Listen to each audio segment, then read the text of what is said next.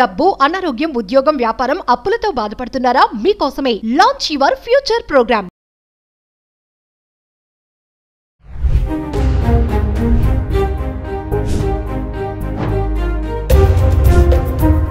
నమస్తే, welcome back to Suman TV. ప్రస్తుతం మనతో పాటు ఉన్నారు పబ్లిక్ స్పీకర్ రజనీ రమ గారు. నమస్తే మ్యామ్. నమస్తే. మేము మామూలుగా పిల్లలు పాడైపోవడానికి అంటే చెడిపోవడానికి పేరెంట్స్ చేసే తప్పులే ఉంటాయి అంటే ఇక్కడ చాలామంది అనుకోవచ్చు, మేమేం తప్పులు చేస్తున్నాము, మా వల్ల మా పిల్లలు పాడైపోతారా, ఏం మాట్లాడుతున్నారని అనుకోవచ్చు. కొంతమంది ఉన్నారుగా, కొంతమంది అయితే అంటే తెలిసి తెలియక చేసే తప్పుల వల్ల పిల్లలు పాడైపోవడానికి తల్లిదండ్రులు కారణం అవుతున్నారు. ఈరోజు కొన్ని వాటి గురించి మాట్లాడుకుందాం. కొన్ని పాయింట్స్ అంటే అందరి గురించి కాదు, కొంతమంది చేసే తప్పులను రెక్టిఫై చేసుకుంటారు కదా, లాస్ట్లో మళ్ళీ బాధపడకుండా నా కొడుకు ఇలా అయిపోయింది, నా కూతురు ఇలా అయిపోయింది. చాలా వీడియోలో మనం చెప్పుకున్నాం ఈ మాటలు. మళ్ళీ ఒకసారి గుర్తు చేద్దాం. తల్లిదండ్రులకి ఏం తప్పులు చేస్తున్నారంటారు వాళ్ళు? అసలు బిడ్డ భూమి మీద పడంగానే అబ్బో చాలా గ్రేట్ ఫీల్ అయిపోతున్నారు. అబ్బో మాకే పుట్టేసింది, లేకపోతే మాకే పుట్టేశాడు, అది ఒక గొప్పగా ఫీల్ అయిపోతున్నారు. ఆ గొప్పగా ఫీల్ అయిపోవడం అనే విషయమే చెడు బీజం, విత్తనం. పుట్టినోడు విత్తనమే, ఈ ఫీలింగ్ అనేది మొదటి విత్తనం. ఇది తీసేయాలి. పుడుతున్నాం అబ్బో కోటాను కోట్ల మంది, అసలు దేశంలో ప్లేస్ చాలా చేస్తున్నాం, అంతమంది పుడుతున్నారు. ఏం గొప్ప, మరి గొప్పవాళ్ళు అక్కడక్కడ ఉన్నారు, వేళ్ల మీద లెక్క పెట్టచ్చు, వాళ్ళు గొప్పవాళ్ళు. ఇంతమంది అందరు గొప్పవాళ్ళ కాదు కదా. మరి ఎవరికైతే పేరు వచ్చిందో, ఎవరైతే మహానుభావులు అయ్యారో వాళ్ళే గొప్ప ప్లేస్లో నిలబడ్డారు. పుట్టంగానే కాదు కాబట్టి ముందు అది గొప్పగా ఫీల్ అవ్వటం అనేది మానేయండి. పుట్టారబ్బా మనకు అందాం అనుకున్నాము, పుట్టారు, పుట్టిన తర్వాత ఏం చేయాలి, జాగ్రత్తగా పెంచుకోవాలి. ఇప్పుడు ప్రతి ఒక్క వ్యక్తికి తెలుస్తుంది సమాజంలో ఏం జరుగుతుంది, బయట ఎలాంటి మార్పులు వస్తున్నాయి, పిల్లల గురించి ఎన్ని విషయాలు జరుగుతున్నాయి, పిల్లల్ని ఇలా పెంచమంటున్నారు, అలా పెంచమంటున్నారు, పిల్లలే నేరాలు చేస్తున్నారు, ఓ పక్కన పిల్లలే లవ్లోకి వెళ్ళిపోతున్నారు, పిల్లలే తల్లిదండ్రులను చంపుతున్నారు. ఇలా రకరకరకాల విషయాలు ప్రతి మనిషి తెలుసుకుంటున్నాడు ఈ రోజుల్లో. తెలుసుకున్నప్పుడు మనకి బిడ్డ పుట్టినప్పుడు గొప్పగా ఫీల్ అయిపోవడం ఎందుకు? అమ్మో పుట్టాడు భయపడండి. అసలు ఫస్ట్ వీడు అలా అవ్వకుండా ఎలా పెంచాలి అనే ఆలోచనలో పడండి, కానీ గొప్పగా ఫీల్ అయిపోకండి. అలా ఫీల్ అవటం వల్ల ఏమవుతుందంటే వెంటనే ఏం స్టార్ట్ అవుతుంది, గారాబం స్టార్ట్ అవుతుంది. గారాబం స్టార్ట్ అయితే ఏమవుతుంది, వాడు నెలల పిల్లాడుగా ఉన్నప్పుడే మన వీక్నెస్ కనిపెట్టేస్తాడు.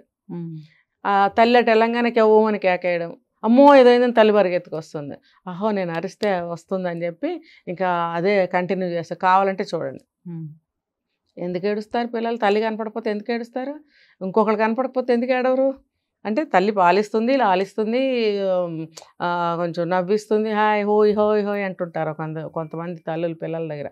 ఆ విన్యాసాలకి అట్రాక్ట్ అవుతారు పసిపిల్లలు, నవ్వడం, కేరింతలు కట్టడం. అది కొంచెం కాసేపు కనపడలేదనుకోండి ఆ విషయాలు, ఏడవటం మొదలు పెడతారు. ఏడవంగానే తల్లి గబుక్కుని వస్తుంది, ఆపేస్తారు. మళ్ళీ ఆవిడ వెళ్ళంగానే మళ్ళీ ఏడుస్తారు, మళ్ళీ ఆవిడ రాగానే ఇవి కనిపెట్టేస్తుంది బిడ్డ. ఓహో నేను ఇలా ఏడిస్తే వస్తారని నెలల పిల్లలప్పటి నుంచే కనిపెడతారు. కాబట్టి అది కూడా ఒక టైప్ ఆఫ్ గారాభమే. ఏడవంగానే వచ్చేయాల్సిన పని లేదు. పిల్లల్ని కాస్త అలా వదలండి, పారాడుతుంటారు. అలా పారాడితే ఆకలేస్తుంది, తింటారు, తాగుతారు, బొమ్మలు వేస్తే ఆడుకుంటారు. లేకపోతే చిన్న చిన్న వర్డ్స్ నేర్పించండి, లేకపోతే మొద్దుల్లాగా తయారవుతారు వాళ్ళు. అది చెయ్యండి. కానీ ఎత్తేసుకొని అబ్బో బుగ్గలు ఎర్రగా అయిపోయినాయి, ఏడ్చి ఏడ్చి కందిపోయాడు, ఈ భావాలన్నీ తీసి పక్కన పెట్టండి. ఏడిస్తే కందిపోకపోతే ఏమవుతుంది, మరి ఏడిస్తే నొప్పి పెట్టకుండా ఏమవుతుంది గొంతు, ఇవన్నీ నార్మలే అనుకోండి, గొప్పగా ఫీల్ అయిపోవద్దు. ఏం చేయాలో అది చెయ్యండి, మీకు అనుసరణలో పెట్టుకోండి. పోనీ మీరు ఏదైనా పని చేసుకుంటూ పలకరిస్తూ ఉండండి. ఒక సంవత్సరం వయసు వచ్చేటప్పటికి ఏదైనా వస్తువు అట్నుంచి తీసుకురండి, ఇట్నుంచి తీసుకురండి అని నేర్పండి. దానివల్ల వాళ్ళకి పదాలు వస్తాయి, నోట్లో నుంచి మాట్లాడటం వస్తుంది. తర్వాత ఆ వస్తువు ఏంటనేది తెలుస్తుంది. బుక్స్ చూపించి ఏ ఫర్ యాపిల్, యాపిల్ బొమ్మ చూపిస్తాం.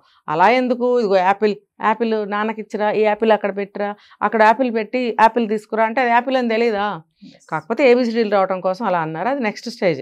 ఈ వయసులో అల్లరిని మాన్పించాలంటే ఇలాంటివి నేర్పడం వల్ల 2 ఏళ్ళు వచ్చేటప్పటికి చిన్న చిన్న పదాలు వచ్చేస్తాయి వాళ్ళకి. మీకు ఈజీ అవుతుంది నెక్స్ట్ స్కూల్లో వేసినా, డే కేర్లో వేసిన తర్వాత. అడిగిందల్లా ఇవ్వద్దు. బయటకు వెళ్తాం, బొమ్మలు కొనుక్కొచ్చేస్తాం. తర్వాత ఎప్పుడైనా మళ్ళీ బజార్కి వెళ్ళినప్పుడు బాబు ఒక బొమ్మ పట్టుకుని అదే కావాలని మారావం చేస్తాడు. చేసినప్పుడు మీరు అది కొనేస్తారు. ఓహో ఇట్లా మారాన్ చేస్తే కొంటారు, వాడికి అది అలవాటు అవుతుంది. అంటే గారాబం చేయటం కానీ అడిగిందల్లా కొనివ్వటం కానీ 5 ఏళ్ల లోపలే వాళ్ళకి నేర్పేస్తాం. మనమే నేర్పుతున్నాం. మనమే నేర్పేస్తాం. అదేంటి మేడం, మరి బాబు అడిగితే కొనివ్వాలి కదా. గొప్ప, మా దగ్గర ఇన్ని డబ్బులు ఉన్నాయి, మాకేంటి కర్మ. మరి ఇప్పుడు నడిపే బండ్లు వస్తున్నాయిగా, ఆ పేర్లు నాకు తెలియవు. చిన్న చిన్న జీపులు, చిన్న చిన్న కార్లు, అవి కూడా వేలల్లో ఉన్నాయండి.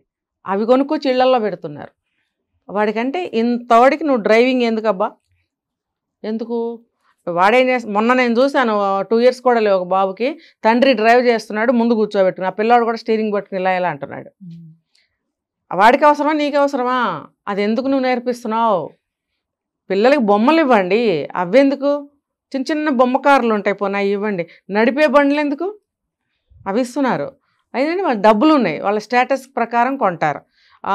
ఏమీ లేని వాళ్ళు బొమ్మ కారు కొంటారు, ఇంకొంచెం ఉన్నవాళ్ళు చిన్న చిన్న సైకిళ్ళు, 3 చక్రాల సైకిళ్ళు కొనిస్తుంటారు ఇంట్లో, ఊరికే పిల్లలు అల్లరి చేయకుండా.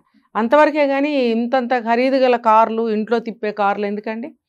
అంటే మాకు ఇంత డబ్బు ఉందంటే మీరు అక్కడ ఏం అలవాటు చేస్తున్నారు? లగ్జరీ.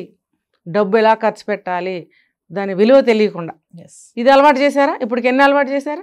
3 అలవాట్లు చేశారు. ఇంకోటి ఏం చేస్తున్నారు, పెద్ద స్కూల్లో, మంచి స్కూల్లో జాయిన్ చేస్తారు మీకు డబ్బు ఉంటే. డబ్బు లేని వాళ్ళు కూడా, మధ్యతరగతి వాళ్ళు కానీ, ఇంకా కింద వాళ్ళు కానీ, ఇలాంటి వాళ్ళని చూసి వాళ్ళు కూడా అవే స్కూళ్ళకి వెళ్ళడం వల్ల సీట్లు దొరకవు. సీటు ఉందండి, ఒక సీటు అని చెప్పి పక్క నుంచి చాటుగా బేరం మొదలు పెడతారు స్కూల్ వాళ్ళు.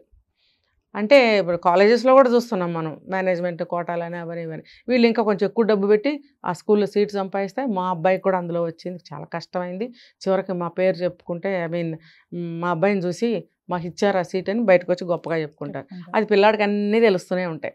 ఓహో ఇంత గొప్ప ఉందా నా వల్ల. అక్కడికి వెళ్ళిన తర్వాత వాడు బాగా చదువుకుంటే పర్వాలా, యావరేజ్ స్టూడెంట్ అనుకోండి, వాళ్ళు ఏం పేకలేరు. వాడి మైండ్ ఎంత ఉందో, వాడి సత్తా ఎంత ఉందో అంతే చదువుతాడు వాడు. ఈ రకంగా పిల్లవాడు ఎఫిషియన్సీని తెలుసుకోకుండా పెద్ద పెద్ద స్కూళ్ళల్లో పెట్టి డబ్బు వృధా చేసుకోవటం, ఇంత చేసి వాడు బాగా చదువుకొని మంచి ఉద్యోగంలో సెటిల్ అయ్యి అంతా బాగుంటే ఓకే, లేకపోతే ఏమవుతుంది, ఉన్నైపోయే వాడు సంపాదించేది ఏమి ఉండదు. అంటే కష్టం విలువ తెలియచేయాలి, ఫినాన్షియల్ వాల్యూస్ చెప్పాలంటారా? ఖచ్చితంగా. ఇంకొకటి ఏంటంటే పిల్లలకి చిన్నప్పటి నుంచి అన్ని వాల్యూస్తో పాటు రిలేషన్స్ ఉంటాయి. తర్వాత ప్రతి వస్తువు విలువ, ప్రతి రూపాయి విలువ, ఫుడ్ విలువ, మరి పేదరికం విలువ, అన్నీ A to Z నేర్పాలండి పిల్లలకి. ఎవరికి అవసరం అదంతా?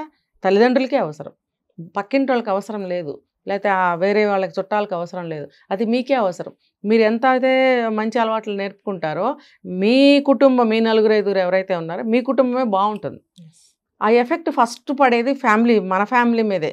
మన బిడ్డలు మనం ఎలా పెంచుకుంటామో ఆ ఎఫెక్ట్ వచ్చేసి ఫస్ట్ మన ఇంటి మీదే పడుతుంది. మరి అలాంటప్పుడు మనం ఎలా పెంచుకోవాలి? అతిగా రాబం చేయటము, అడిగిందల్లా ఇవ్వడము, రేపు 14 ఏళ్ళకి 13 ఏళ్ళకి క్రైమ్స్ మాట్లాడతాడు. సెల్ ఫోన్లు ఉన్నాయి కదా, ఈ సెల్ ఫోన్లు ఇవ్వటం. ఈ సెల్ ఫోను అసలు అవసరం ఉండదండి. నన్ను అడిగితే ఇంటికి వచ్చిన తర్వాత ఏదైనా వర్క్ కావాలంటే తల్లిదండ్రులే ఏదన్నా చూసి వాళ్ళకి మ్యాటర్ అందించగలిగితే వాళ్ళు ప్రాజెక్ట్ వర్క్ అన్నా కానీ ఇంకోటి కానీ చేసుకోగలుగుతారు. వీలైతే ఇలా దీనికి ప్రయత్నించవచ్చు తల్లిదండ్రులు. ఫోన్ ఇచ్చేసి మరి ఏఐ ద్వారా కానీ ChatGPT ద్వారా కానీ మీరు చేసేసుకోండి అని ఫోన్లు ఇచ్చేసేయడం వల్ల వీళ్ళు ఆ రకంగా కూడా చెడుదోవ పడుతున్నారు. అది ఎంతసేపు ఏం చూస్తున్నారు అనేది వీళ్ళు పసిగట్టరు. ఇంకా వాళ్ళు ఇష్టం వచ్చినట్టు చేస్తుంటారు. దానివల్ల ఆలోచనలు మారిపోతాయి, మైండ్ మారిపోతుంది, బుద్ధి మారిపోతుంది, చదువు నుంచి మైండ్ డైవర్ట్ అయిపోతుంది, ఏవేవో అవన్నీ చేయాలనిపిస్తూ ఉంటుంది. దొంగతనమే కావచ్చు, ఆ అమ్మాయిలతో తిరగటం కావచ్చు, లేకపోతే చిన్నప్పటి నుంచి వాళ్ళు సెక్స్ మీద వెళ్తుంది వాళ్ళ మైండ్, ఇలాంటివి ఏవైనా కావచ్చు కదా. మరి ఇవన్నీ ఎఫెక్ట్ మీ మీదే పడుతుందా, లేకపోతే ఆ అబ్బాయి ఇలా చేస్తున్నాడు ఫలానా వాళ్ళ అబ్బాయి అంటే ఆ ఫలానా వాళ్ళు మీరే అవుతున్నారా? ఏది చూసుకున్న ఎఫెక్ట్ మీ మీదే పడుతుంది. కాబట్టి మీరు ఎలా పెంచుకోవాలనేది వాళ్ళు ఆలోచించుకోవాలి. Thank you.